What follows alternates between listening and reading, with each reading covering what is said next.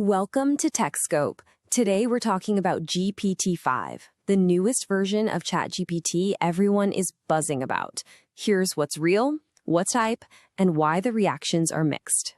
All right, so here's the plan. We're going to dive right in and look at the hype versus the reality, then get into this wild social clash it caused.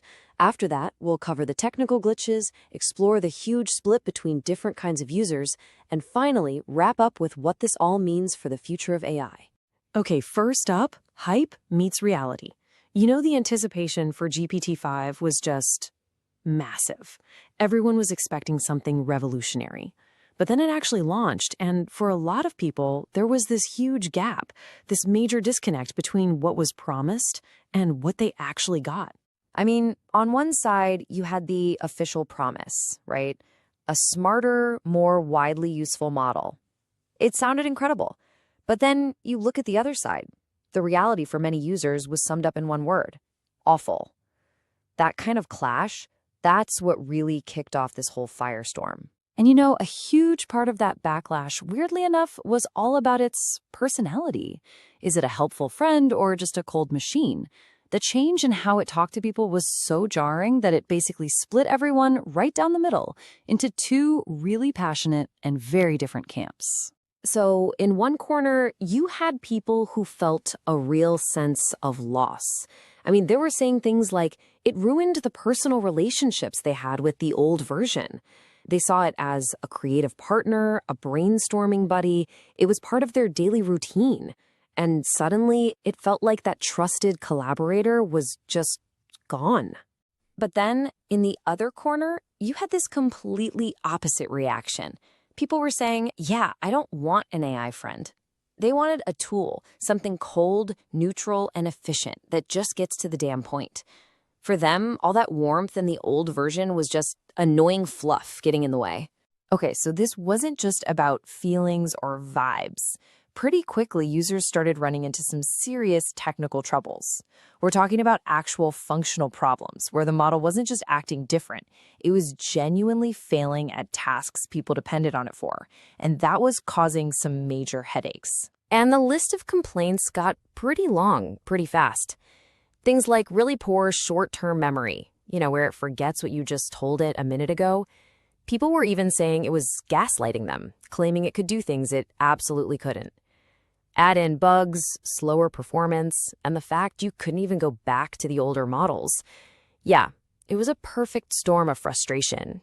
So, what was going on under the hood? A lot of fingers pointed to this new system called an auto router.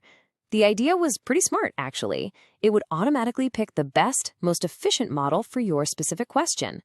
The problem was, in practice, it just took control away from the user. You couldn't choose the model you knew worked best for your task anymore. And this led everyone to ask the big question. Was this whole mess just a bug? Some launch day hiccups that would get ironed out? Or was it a business decision? A way to save money by steering users to cheaper, less powerful models, even if it meant a worse experience for them.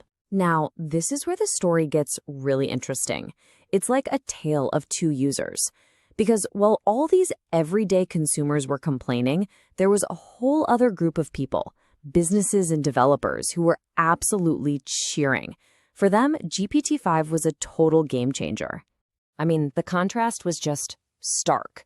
For consumers, it felt bland and soulless. But for developers, it was a coding beast.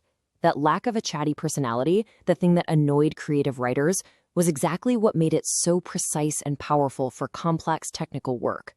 It was a breakthrough in reasoning. And we're not just talking about feelings here. The numbers tell the story.